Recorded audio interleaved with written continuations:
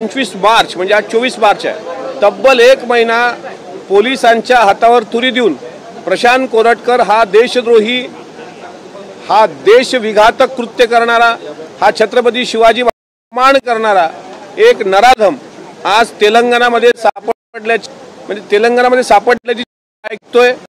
आता तेलंगणा पोलिसांनी अटक केली का हे आतापर्यंत मला माहित नाही, पण 1 महिना त्याच्या घराला पोलीस प्रोटेक्शन असताना तो एक तर तेलंगणा हवाई मार्गे गेला, एक तर तो बाय रोड गेला। मग दोन्ही मार्ग जर त्यांना अवलंबले असतील तर 1 महिना त्याच्या अटकेला का लागला, उशिरा का होतेत, पण तेलंगणा पोलिसांनी जर त्याला अटक केली असेल तर पुढे असली पाहिजे किंवा त्याला इतका वचक बसला पाहिजे। त्याच्या माध्यमातून महाराष्ट्र सरकारने संदेश दिला पाहिजे महाराष्ट्रातल्या प्रत्येकाला की उद्या चालून छत्रपती शिवाजी महाराज रात्री 12 वाजता दारू अपशब्द वापरत असेल, अशा प्रकारे कोणाला धमक्या देत असेल, अशा प्रकारे राजमाता जिजाऊ साहेबांचा अपमान करत असेल, शंभूराजांचा अपमान करत असेल तर असा भामटा हा देशद्रोहापेक्षा कमी गुन्हेगार नाही।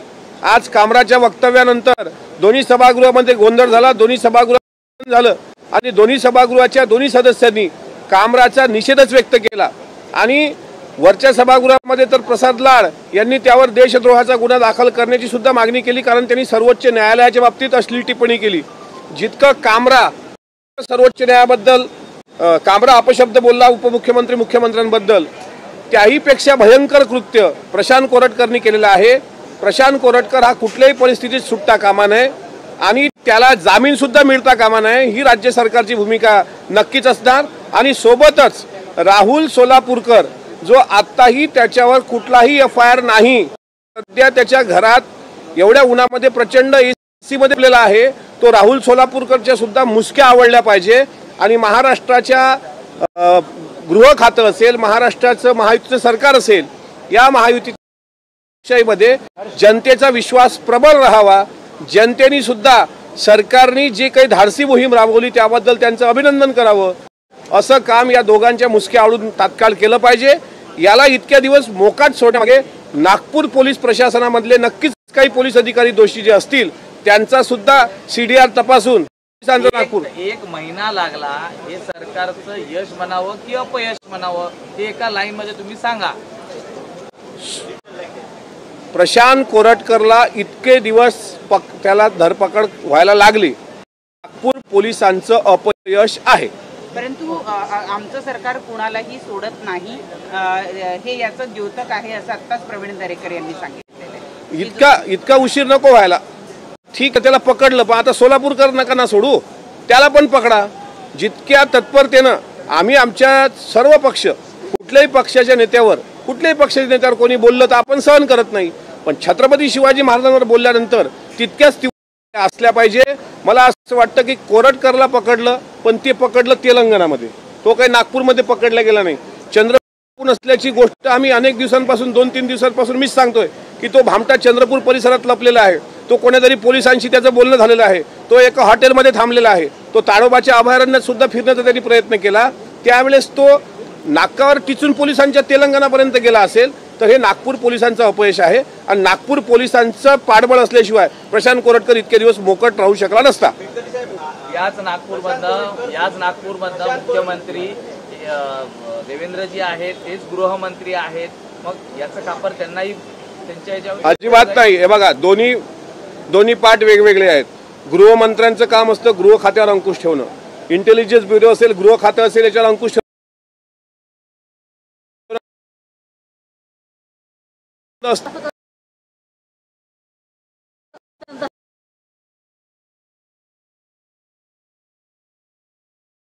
नाही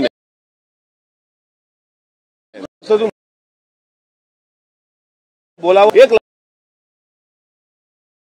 त्याचे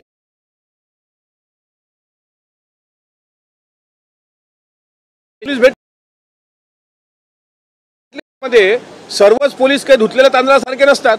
आज विचार करा, तुम्हीच मीडियाने बातमी चालवली होती की महिला पोलीस कॉन्स्टेबलचा विनयभंग झाल्याची, नंतर सभागृहामध्ये काय निवेदन झालं की असा कुठलाही विनयभंग झाला नाही।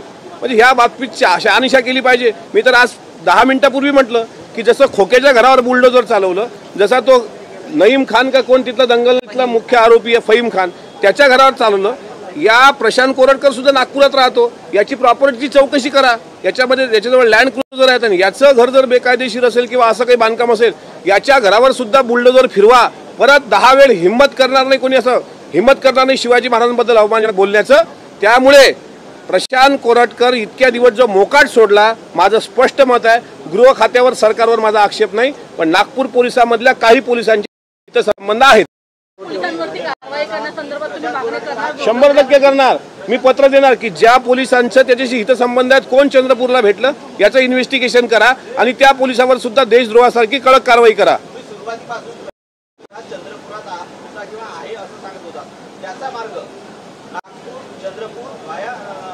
गडचिरोली तेलंगणा. मी सांगतो, तो जर हवाई प्रवासातून गेला नसेल, त्याचे इंडिगोचे फ्लाईटचे तिकीट आम्ही त्या दिवसादरम्यानचे तपासले होते, त्यात त्याचं नाव नव्हतं, म्हणजे त्यांनी एक तर तिकीट बुक केल्यावर तो परत गेला होता. आणि जर तो त्या चंद्रपुरात लपलेला होता तर तो गडचिरोली मार्गेच तेलंगणात गेला असावा. आणि हे वस्तुस्थिती आहे. आणि जर त्याला नागपूर पोलीस किंवा कोल्हापूर पोलीस त्याच्या मागावर होती, कोल्हापूर पोलीस अनेक दिवसांपासून नागपूरमध्ये डेरा दाखल झालेली आहे, पण असं असताना सुद्धा जर तो फरार झाला तर याला 100% पाणी कुठंतरी नागपूर पोलिसांकडून मुरलं.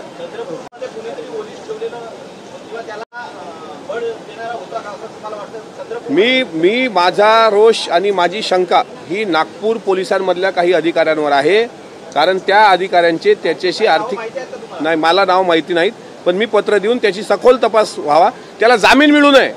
उद्या या भामट्या न्यायालय कोर्टाने जामीन दिला, हा एक पाठ सोलापूरकर, त्याच्यावर तर अजून FIR झाला नाही दाखल. कामरा का कोण आहे कामरा, त्याच्यावर FIR दाखल करण्याकरता आम्ही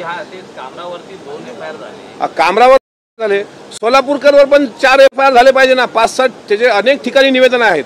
आणि यांना सांगतो की तुम्ही एक वेळ सरकारच्या नजरेतून चुकाल, मी परत सांगतोय, एक वेळ तुम्ही सरकारच्या नजरेतून चुकाल, एक वेळ तुम्ही पोलिसांच्या नजरेतून चुकाल, पण ज्या दिवशी हे दोन्ही भामटे महाराष्ट्रात रस्त्यावर दिसतील त्या दिवशी महाराष्ट्रातला शिवप्रेमी आणि महाराष्ट्रातला बाबासाहेबांना मानणारा कार्यकर्ता हे यांची थोबाळं काळे केल्याशिवाय राहणार नाहीत. माझा